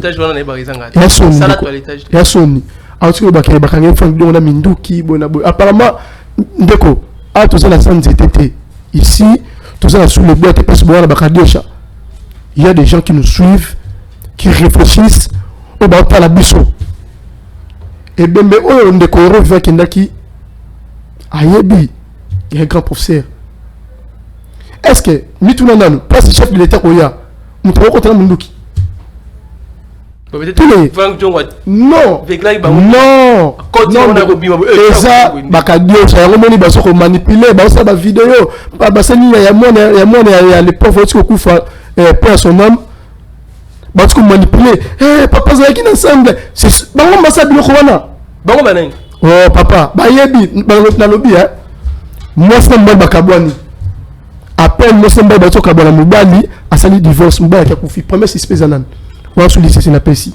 Donc ce qui me il y a tribalisme bata tribalisme liboso ya liboso eza bango moko. Eza bango moko. Tribalisme na bango za na niveau. C'est là ba redémontrer ndeko. C'est là ba redémontrer. Bango ba sacrifier jeunesse. Bango ba sacrifier tout le monde a saigné. Toujours les hommes comportement ils sont comme élection et qu'il n'a à bonne uniforme. C'est mieux zali wana. C'est ça moulou ba mto dirigeant. Beaucoup Michel Zela. On continue comme là. To éviter surtout plateau il y a tribalisme. Le bagage tribalisme kota comment be kolo. Kota au pouvoir Michel. Quand je parle sur la zone de la tribu mo be na sa généralité. Mais ils ont des continuent à accepter des sons. Accepter son dit à quoi? C'est nous, notre dirigeant, notre tribunal. Donc il y a un coup constitutionnel. On a aussi signé ça dans le longate. Coup constitutionnel, tu vois ça nini? Notre tribunal. Donc il y a la finance qu'on finance l'élection. Notre dirigeant. Toujours notre tribunal. Je ne suis pas venu ici pour citer le nom, mais Bayebi, notre tribunal. Donc il y a un budget. Non, le budget. Toujours notre tribunal. Donc il y a le ministère de la justice. Non, notre tribunal. Donc il y a le ministère de l'Intérieur. Non, mais ça, on a prendre la cause. Je vois comment on dit. Mais parce quand même, ils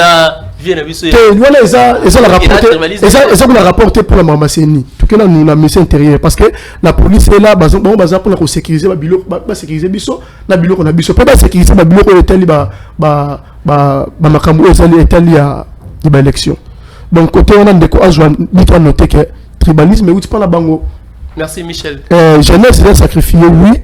il a sacrifié total la bande il y a IDPS à rouge babé en noir j'ai sacrifié dire quoi tout le monde a tout le monde continue à se pouvoir bande libanais ba chinois banane ba faire souffrir ba congolais bande ko boze la to fungula bino téléphone bo ba je faire souffrir pa peuple congolais na ba salaire ba miette mais pour tout cette année la rupture bon mon amour na mboka en plus un quinois azamo na mboka oui ne bon ba le ba des pères et des mères oui ton dimi mais quelle différence était faut la différence à ma foot à la main, ma différence est été. Donc, nous continuons Nandeko Kabila, Libala Bosembo, un peu égal, et Baba, là vraiment solo. Nandeko Kabila. Kabila, vous va bima, le micro. Ndeko, Bajen, il y a force du progrès, tout le jeunesse. Il y a tout le jeunesse sacrifié. Bajen, il y a IDPS, Bangonem Baza sacrifié. Nandénin. Pe Bangonem Baza conseil à ma casse. Talam Nico, Bajen du progrès. Bah faut te $80, mais bah ça nous salate. $80 80 oui bah comment? Bah $80 bah nous salate. Tandis que soda bah tu oublies ça bah soda bah nzambe na ngai. Bah papa a battu. Lorsque moi na monika ka moko, on zala bidon mai. Bah mutu mo mususu mbebe kauki alembi bah ki mambam.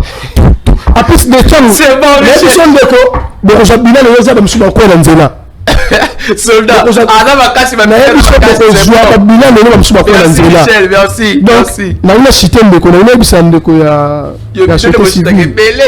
société civile anoba pour quelle finalité ndeko ce qui est projet ça ndiko tout le pour quelle finalité bango pe ba sala so ba sali marche na bango bazara à l'aise tout le monde a raté comme makambuya ba comme ba ndeko système non toza na état de droit dans le baki ya ba ki rosala champ de bataille mais ça état de droit mais malheureusement merci Michel alors si on dit nango quand on va ça tout le monde va connaître la TVT bon on va dire a échoué il a échoué la justice lorsque la justice est échouée bon bah que la mboka même la Bible lobby Asa chrétien est moko tombolo akenda babi c'est la justice qui élève une nation lorsque la justice est en train de échouer directement tout le monde a bilan est largement négatif parce que état de droit on a tout le monde makambe bien c'est le cas état de droit merci Michel donc il a échoué.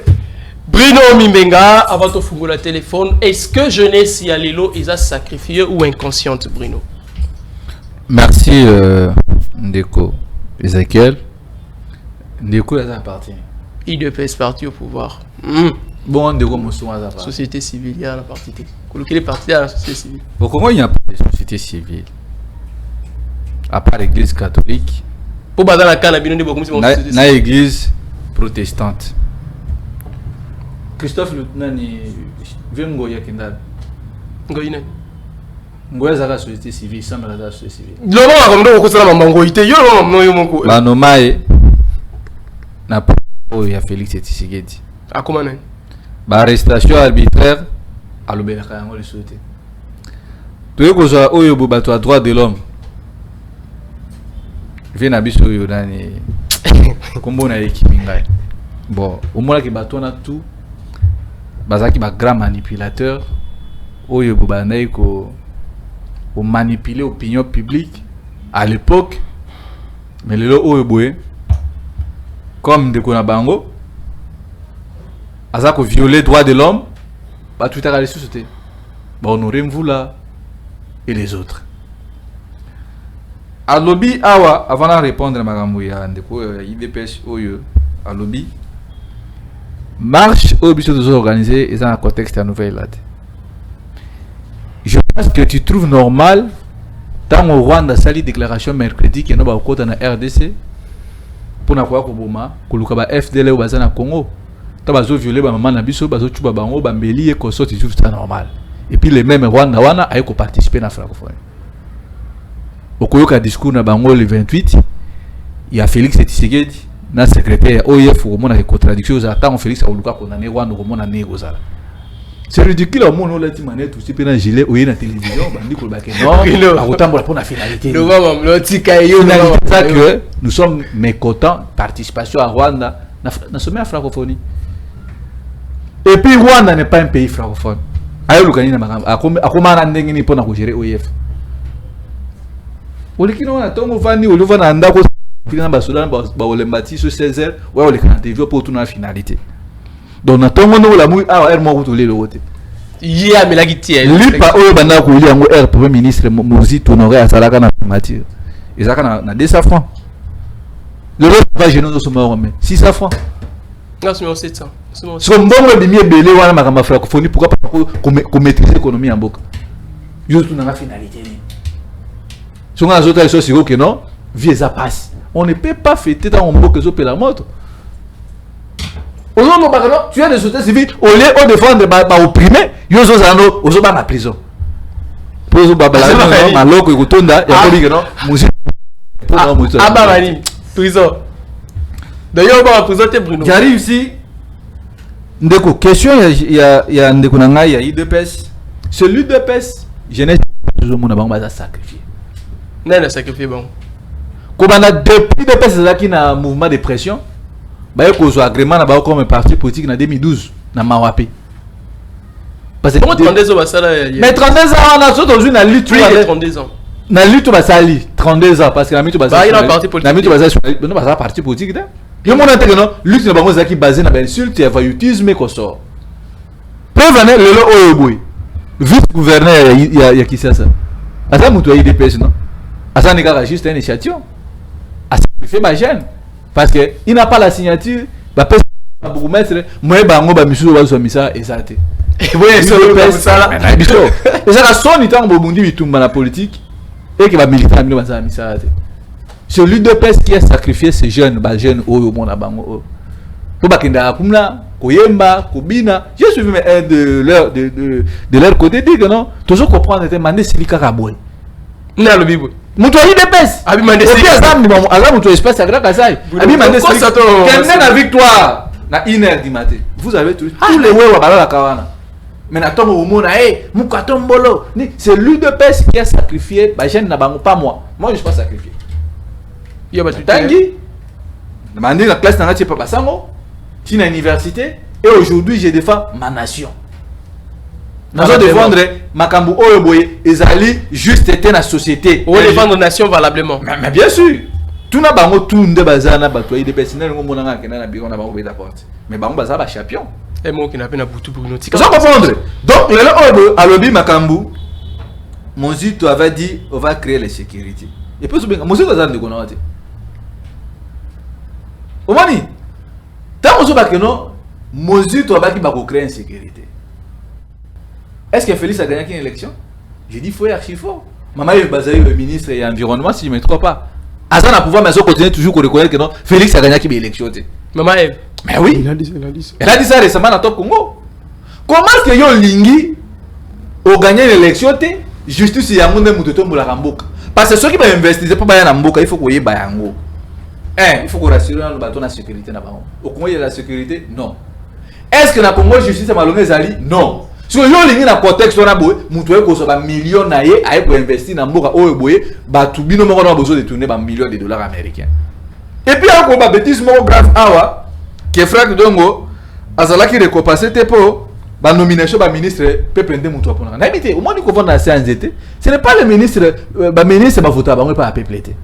Le ministre va dans et ça la choix ya mokonzi ne mutu atia pas mais il y a le big Frank John on a qui nous mettait yango est-ce que a la rediffusion bah on va déformer toujours mal il a dit ici que la peuple Frank John on a déjà bien ministre est-ce que ministre déjà peuple mutu pour na bango bah déformer mal donc le grand problème ici tant que problème est la légitimité quand on le lot et que si la kana mboka oté il y aura toujours contestation et puis investisseurs sérieux bah ouais à part bah mafia comme libanais bah pakistanais bah mafia mais pakistanais bah mafia mais oui yo so mona le oyo boy bato baza sérieux yo moni société ni américaine si tu te fungo la téléphone moni société française ni za amoura o rien du tout ezaka bato ya ba malia bato ya nini ba tripotage ni o lelo oyo boy 30 secondes pour te fungo la téléphone Kazadi ya finance donc on obi makamba tribalisme Kazadi na finance Chilombo Kazadi na présidence.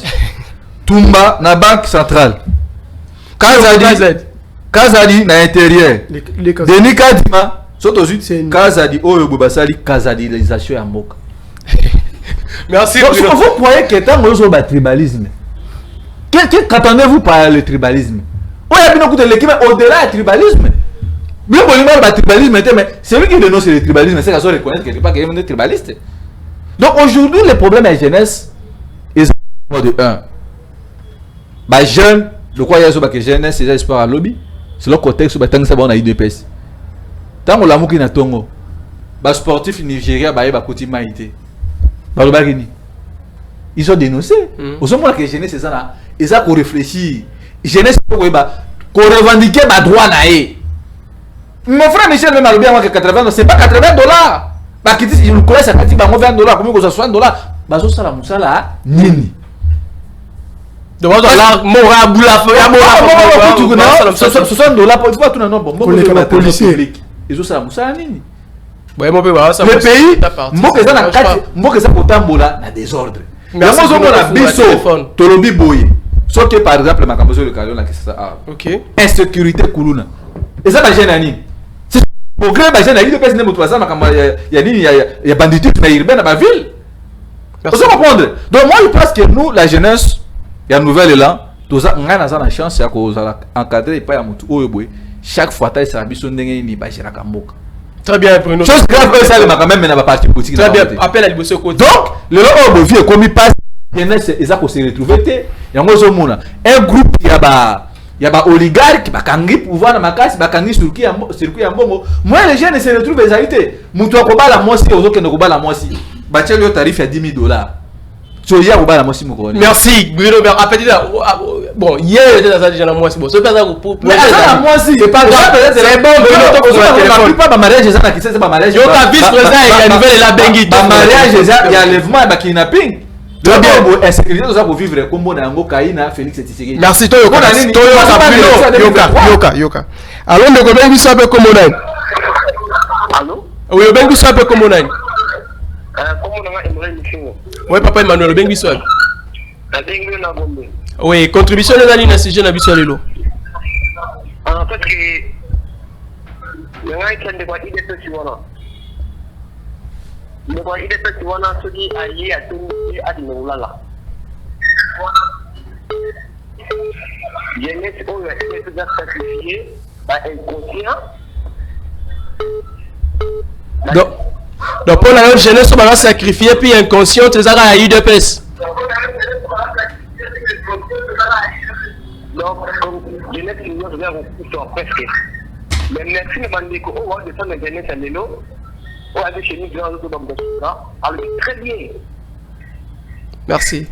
Alors très bien. Mais les colis de petits on a un jeune qui est là à Coco.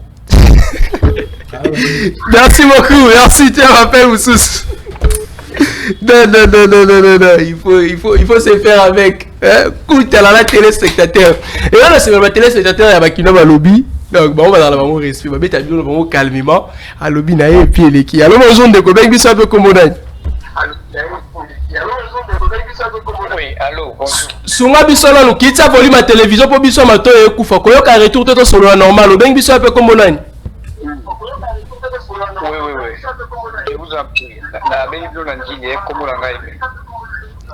Comment on a ni? Aimé. Ouais, papa aimé tozoka. Atuna kabakoye bisai. Tuna ye banda Congo za Congo. Penal va retirer signature pour les compétences na manque ya na gestion à part Mozito. Atuna tina va retirer Mozito signature na tango Kabila auto akiza de tous les mots d'Israël, mais il a pu retirer la signature de Mozito que le ministre. Pourquoi? Tout là il a nous parlé de bonne gestion, ce qui est le Mozito étant premier ministre, on lui a donné 1 million de $, car na Kabila auto fika Moïdi pour la presse. Je parle sous réserve, il y a Polydor Mouboyaï, personnel, Azaka, édité à journal Les Phares, à kiosque. On leur a donné 2 millions de $, à Kabila pour la presse. Mozito a liambo, on a dit l'autre différent. Est-ce que Mozito a un exemple pour la vision jeunesse? Eh, Mozito, oui. Merci.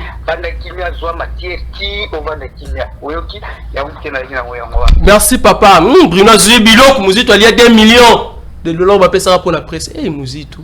Mozito vraiment. Mais préciser presse à monter. Papa, allô. Ils allaient laisser quand même mettre Bilok. Ça la laisse Bruno. Au Bengo qui ici volume à télévision au poteau canalaise. Alors bonjour, au Bengo ça peut comme on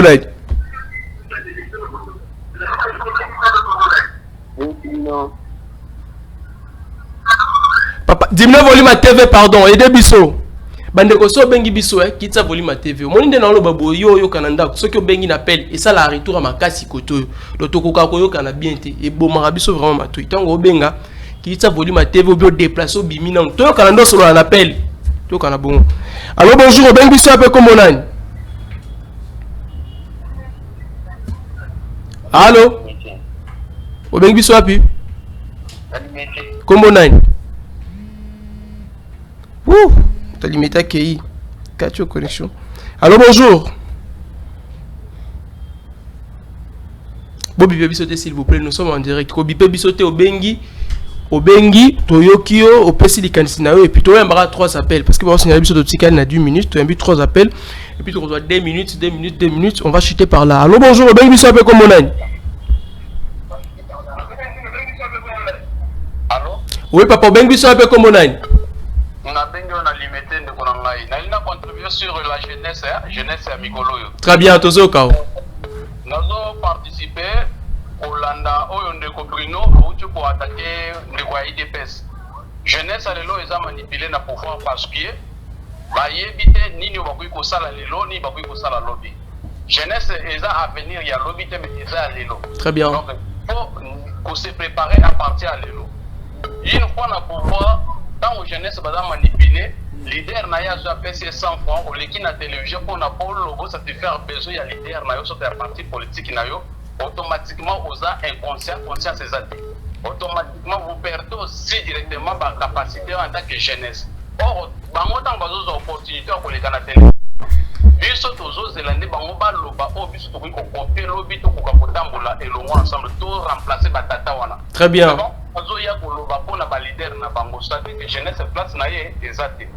Merci. J'ai conclu pour dire que jeunesse à l'élo, ce qu'ils ont coupé, ils ont coupé pour un régime, il y a l'élo. Régime à l'élo de BBC jeunesse. Et c'était peu ça, on a pas eu pour contribuer. Merci beaucoup. Merci de qu'on a vu Sotozi appel à Souka, comme ça tu opé ça.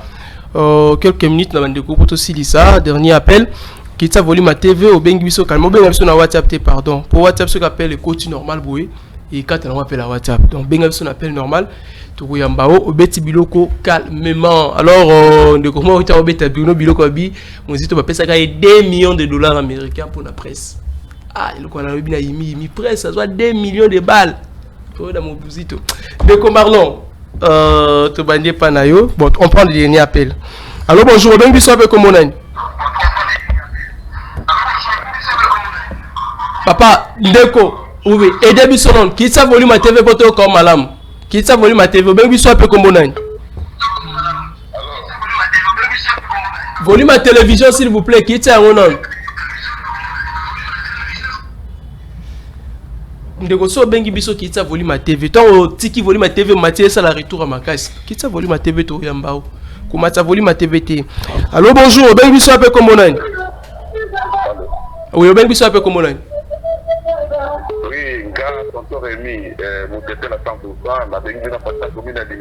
Merci tonton Rémi. Contribution à la sujet de la mission Zaï. Oui, vraiment la monique non vraiment tous les jeunes congolais basent des conscients. La chance mille. La présidente de tout ça à Bango, ça la gâté le pour sur la jeunesse. Donc à venir beaucoup ils a dit, basé utiliser du tout. Mais pour d'abord prévenir à venir à la jeune, ils a dit de telles personnes où à venir à la jeune congolais, c'était Laura Désiré Mouzel Laura Désiré Kabila. Ça c'est Yémoutabouya, jeune congolais Abila Agene, Yémoutabouya, jeune congolais Azala Mouyibi. Tout le monde a dit non, Alingaka éduqué peuple congolais, plus que jeune congolais pour na avenir à l'ONU. Alors, ma président, tout ça, Bango, ça là, intérêt personnel. Ça intérêt personnel. Il est ça là. Bon, on a Bango, la famille na Bango, tout consort. On a musique, Bakangai na Bongo, Délé na Poto pour la Toyoka. Alors, Bamiluka Bongo, c'est vraiment normalité. Merci. Le tel président, où il y a de la il y a jeune congolais, ils ont dit Mouzel Laura Désiré Kabila. Il y a Moutabouya, Batibalata, pantalon. Il y a Moutabouya, Bomilagene, il y a Moutabouya, jeune Kouiba. Tout le monde a que non, il a apporté un plus. Merci. Jeunesse, mais pour le moment, ça là, bon, mais pour la moitié. Merci, Papa Ngai. Pour la moitié, masala bouille, donc, à venir les athées. Merci beaucoup. Merci. À venir les athées. Voilà, merci. On finit avec les appels. Tozui Marlon, 1 minute, réaction. C'est 2 minutes. C'est 1 minute, c'est une injustice. Oh, mais il y a un bandit, c'est quoi la seule injustice là? Ok. Je crois qu'on se va contredire. On a le bâti sous maï, on a le bâti. Parce que. Donc, bah, encourager au gars. Encourager dans le bon. Ah, ok. Tant qu'on ne mail pas lobby, je te dirais clairement que votre leader vous a sacrifié pour les intérêts pécuniaires. Parce que moi on croyait, bon, j'en ai autre chose là. Tu vas nous héros, tu peux bien héros vivant. Héros vivant. Franck, tu penses qu'on est devant Dakar, tu sais quoi, héros vivant. Na Franck Jong. Na Franck Jong. Beaucoup de la MOB à l'autre, beaucoup de la. Na c'est que tu as perdu combat na yo. En s'alignant derrière Kabila, derrière Mouzito, derrière nani l'autre c'est qui nani l'autre Moïse Katumbi, Mata Tamponyo. Donc derrière Rabato Bazana Bilote Ndé a donné sa carrière. Franck Jong a perdu leadership na. Na c'est d'abord bango parce que je voudrais plus parler na c'est bango tout. OK. Tozu a bazo boa ke bango ba leader opposition na bango bazo prêcher bango tribalisme té. Tovanya tomoni Franck Jong azana kati rekumba ensemble ya Moïse Katumbi. Ndeko Muzito azasima pe Katumbi. Bandeko Fayulu bandeko to asima Katumbi. Ba moni ba membre à parti na bato ba communicateur na bango balika bitando bike. OK. Ba lobby tribalisme opel occupé liwa lelo. Toko mona ndeko nani ndeko Daniel Safu, ndeko Mukebai na plateau de télévision, bana ba communicateur ensemble. Oyo neni ndeko na biso ya MLP azana kati, ndeko na biso ya Muzito azana kati. Balolo akoboma baluba ba kotumba bango. Le peto moni liwa ndeko na biso aucho kufa charbon kende un kassayen. Donc ba on ba baluba kotumba bango. Moi ça me fait mal de les voir comme ça et j'ai de larmes aux yeux. Na kona ba ndeko, ils sont sacrifiés. Bon, na peut-être un problème là bango te zande, faut un peu moins de délivrance. Bon, moi, si délivrance. Une minute pour la Wokita, vous citez. Na comment la bande on a besoin de tribalisme. OK. Daniel Safazo bina toko baluba toko boma bango bakasaya. Et après Cherbon qui na kufinga na la membre ya mi oppositionnel ka pe na TV na lobana beta maboko. J'allais il faut n'avoir na ndako. Na démissionné automatiquement. Des ans de on a besoin de lobaki. Félix Tshisekedi a banga le président de la République mais on est bazo banga parce que élection le 20 décembre 2023 OK disque ozo peut sa position na bango té Mouzito ozo peut sa position té ba sa position dans un mois avant l'élection et nous sommes clairs nous irons aux élections le 20 décembre 2023 avec ou sans bango bokin d'élection biso pe ça mais la biso merci conclure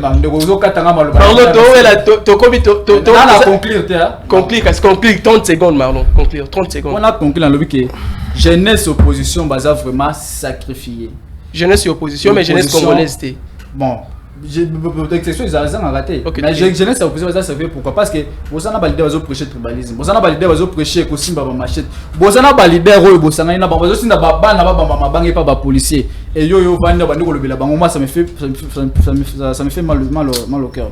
Je demande au chef de l'État et c'est au premier ministre est-ce que à la fierté du gouvernement on a bengi le vice-premier ministre de l'Intérieur Peter Kaza de Kankundi sécurité à bâtir c'est un peu à la mal parce que problème avant les années mutumoko akufa le 28 bango bazimba zo parce que bango na bango impopulaire bayo kana kaliso soute merci Marlon ba créer des baisse le 28 baye bana bazo en actualité mais to kotikela bino tenter to organiser déjà francophonie ko simba. Merci Marlon. Michel, vous avez 1 minute. Vraiment bêta chaud Michel pour tout. Je voulais répondre là de Konabiso dans le toilettage moi en apparemment yango ba tsiko ba ya gente aza koko ngati me le bon ba tsiko le bango za gente. Dans toutes les questions, qu'est-ce que monsieur Félix a fait pour notre jeunesse? La première question. À répondre en émission. Attendez, je vais répondre parce que apparemment Azana est conscient total. Donc liberté d'expression est athée parce que bazo kanga batu, bazo ko enlever batu. Sur le but ba kanga. Donc autour na katana kimia, qu'est-ce que Ndeko Chilombo a peut-être pour la jeunesse? Ndeko Chilombo a memeli biso mobondo. Ndeko Chilombo a memeli biso kidnapping. Ndeko Chilombo a memeli biso famine. T'as la crise crise n'est côté na mboka. Mais bah je peux battre ça bango bah ça de la francophonie. Mais on va répondre à Ndeko. Pourquoi l'euro vivant? Non, c'était pourquoi l'euro vivant. Apparemment tout le bango à tout moment. La ligne na yebiti bandeko oyo so ba vivre dans le monde nini. Ndeko Kabila a sala tout pour débaucher Ndeko bango ba yibi mongo oui, mais Ndeko Kabila ba détourner mes arabes mingi. Celui pour saisir l'opportunité à cause débaucher. Tout le monde Ndeko Kabila. Merci. Ndeko, c'est pourquoi l'euro vivant a quitté Ndeko Nabino Chilombo, votre président. Loba Pep Chitegawana, a quitté pour nini? Népotisme. Népotisme. Tribalisme. Détournement. Donc, M. Chilombo, il s'est écarté du combat de son père. Vous pensez qu'aujourd'hui, Papa Etienne Tshisekedi, président, bon, on a le conflit de la prison. Merci. Parce que on va profiter, on va porter plainte pour rien. Merci Michel. Pourquoi Abimaki? Merci Michel. Pourquoi même c'est Ndeko Asino qui avait signé, si tu n'as pas l'information. Les images. Donc, à mon Mabino, il y a parlement de bout, mon Michel Garçon peut aller, à l'homme parlement de bout, la banque peut veste à Lati, bâton le roi Mobali, or, Maramazon, le parlement de. Merci, Enoch, vous avez une minute. Ndeko Ezekiel, Ndeko Nouvel Élan, comment on est? Bruno Mimbenga. Ndeko Bruno, c'est un plateau télévisé. Tant que je le barre tout à l'heure parce que j'ai du respect pour vous. Mais vous faites montre un déficit. Il y a respect, il y a considération mutuelle. J'ai connu M. Keleng et Tommy, tout n'a pas vu ça. Monsieur Steve Kivuata, vous ne reflétez pas nouvelle élan autoyeba parti politique où ils rationnel. Donc je me dis que vous avez peut-être infiltré la nouvelle élan. Infiltré. Et très rapidement, il faut voir comment prendre des sanctions parce qu'ils ne reflètent pas la jeunesse innovante, la jeunesse consensueuse. La nation est définie comme étant le vouloir vivre ensemble. Et ça censé qu'on transcender la tribu, la clan, la ethnie, la plateau oyo. Qui est celui où il y a l'Unga Kabotama, Tetela, Luba, Swahili? Personne. Tant que Botama, c'est le qui papa, maman, n'a pas Botama l'école hôtel. Mais pourquoi aujourd'hui prendre tel tribu comme échantillon, il y a négativité et puis bon en vouloir na bango? Pourquoi pas faire des propositions? Vous estimez que nomination et rencontrer des géopolitiques. Il faudrait faire des propositions en termes de palliatifs. Il y a des gens qui ont réfléchi à délestage. Tant que vous voyez, à la conscience, le coup la zone mona. Mais tant que vous voyez directement à nager dans la plage et puis dans la merci Enoch. La bande a été ici à Waké, à Zouabiki, à apprendre les notions. Hein, messieurs, prenez Biki, la notion. Merci Enoch. Merci beaucoup. Bruno, on va finir avec toi. Une minute, Bruno. Une minute. Bon, je ne sais pas. Moi, ni Moutouma Lobby a que Moïse a détourné 2 millions et après. Moïse était. Mozito. Mozito. À Lobby, que je ne reflète pas l'image, il y a une nouvelle là parce que nous ne proposons pas. Mais nous avons proposé plusieurs fois. Sauf que ce que l'Union a proposé pour ça, parce qu'il faut que l'homme a poussé que non, Bino Bajen, il y a IDPS. Il y a de la IDPS, il y a de l'IDPS. Non, il est de la Il est de l'IDPS, parce que dire dans le moutons la société civile net. On va comprendre. Parce qu'il souffre peut-être dans le quartier, dans le ben avant de courir ça.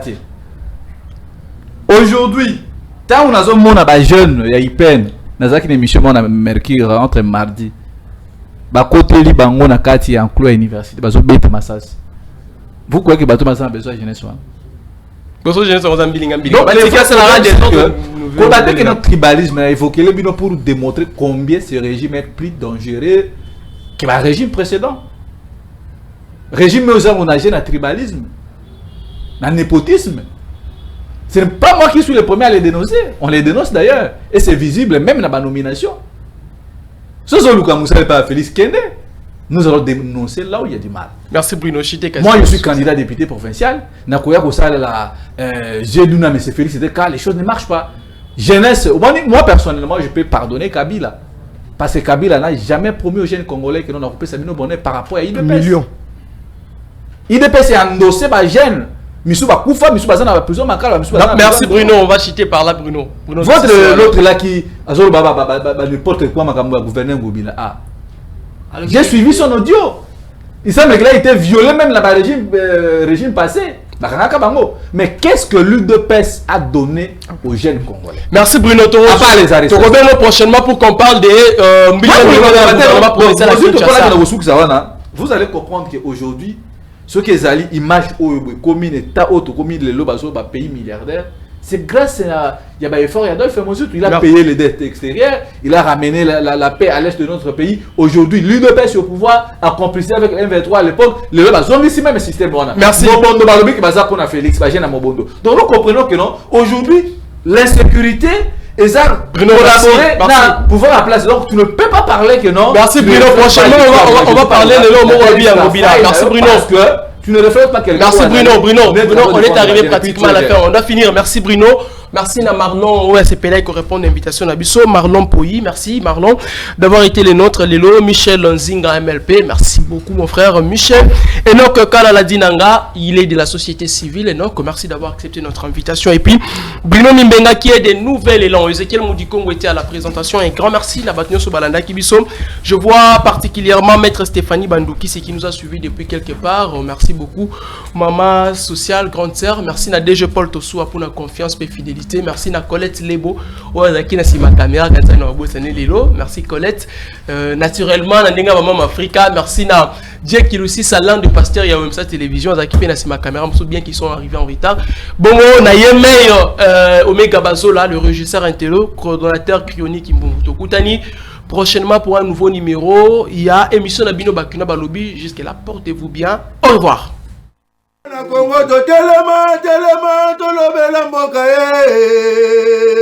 Boyole to suwa kabimisa na poasa Ba député to votaki bazo sala rien